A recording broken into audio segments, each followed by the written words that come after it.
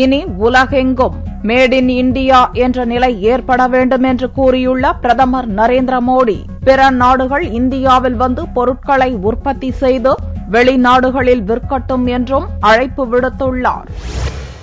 நாட்டின் 68வது சுதந்திர தினத்தை முன்னிட்டு டெல்லி செங்கோட்டையில் பிரதமர் நரேந்திர மோடி மூவர்ண தேசிய கொடியை ஏற்றி வைத்தார்.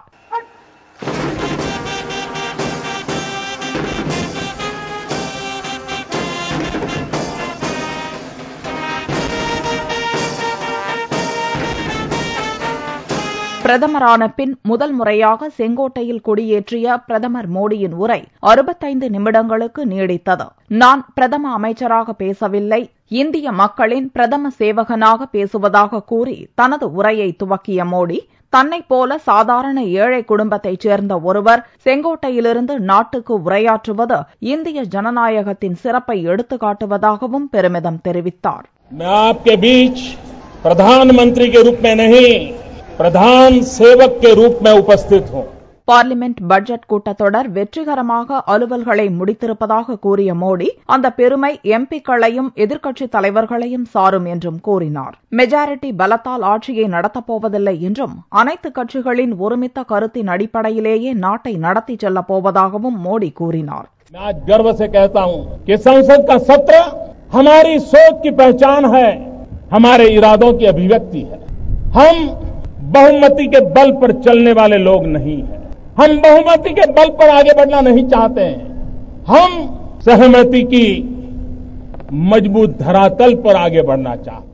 சமீப காலம் வரை இந்தியர்கள் என்றவுடன் பாம்பாட்டிகள், சித்து வேலைக்காரர்கள் என்ற உலக நாடுகளின் எண்ணத்தை தகவல் தொழில்நுட்பத் துறையில் தன்னிகரற்று விளங்கும் இந்திய இளைஞர்கள் மாற்றத்தை ஏற்படுத்தியுள்ளதாக பெருமிதம் தெரிவித்த மோடி, இனி எங்கும் மேட் இன் இந்தியா என்று பொருட்களில் இருக்க வேண்டும் என்று தனது விருப்பத்தை வெளியிட்டார். இந்தியாவில் குவிந்துள்ள இளைஞர்களின் திறமையை உலக நாடுகள் பயன்படுத்திக் கொள்ளட்டும், இந்தியாவில் தொழிற்சாலைகள் துவங்கி உற்பத்தியை செய்யட்டும், அந்த பொருட்களை பிற நாடுகளில் விற்பனைக்கு கொண்டு செல்லட்டும் என்றும் பிரதமர் அழைப்பு விடுத்தார். சுதந்திரம் பெற்று கிட்டத்தட்ட 70 ஆண்டுகள் ஆன போதிலும் மதம் மற்றும் ஜாதியின் பெயரால் இன்னமும் அரசியல் நடத்தப்படுவது மிகப்பெரிய வெட்கக்கேடு என்றும் கூறிய மோடி, ஜாதி மத கலவரங்கள் நாட்டின் வளர்ச்சிக்கு பெரும் தடையாக இருப்பதாகவும் வருத்தம் தெரிவித்தார்.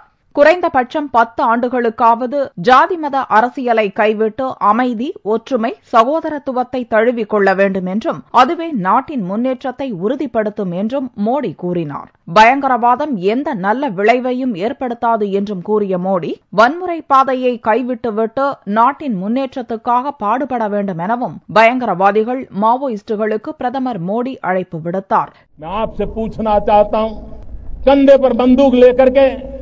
आप धरती को लाल तो कर सकते हो, लेकिन कभी सोचो अगर कंधे पर हल होगा तो हरियाली धरती कितनी प्यारी लगेगी, कितनी प्यारी लगेगी.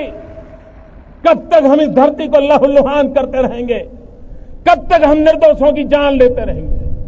और हमने पाया क्या? हिंसा के रास्ते ने हमें कुछ नहीं दिया है. டெல்லிக்கு தான் வந்ததும் ஒரு அரசுக்குள் 12 தனித்தனி அரசுகள் செயல்படுவதைக் கண்டு தான் அதிர்ச்சியடைந்ததாகவும், அரசு துறைகளிடையே உள்ள தடுப்புச் சுவரை உடைப்பதே தனது முதல் முயற்சியாக இருந்ததாகவும் கூறினார். ஒரே இலக்கை நோக்கி அரசை நடத்தும் வகையில் தனது அரசு திட்டங்கள் தீட்டி வருவதாகவும் மோடி கூறினார்.